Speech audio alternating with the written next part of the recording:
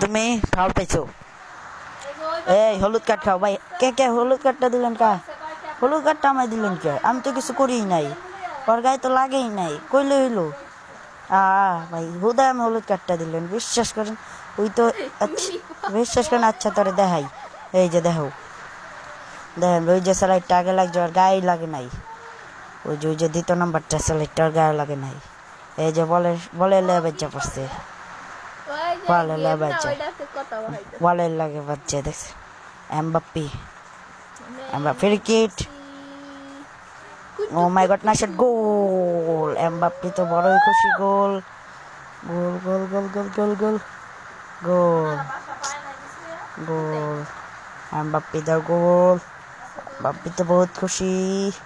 ইস, কিছু করলাম না, তারপর গোল দেখাইলাম ফ্রি কিটে।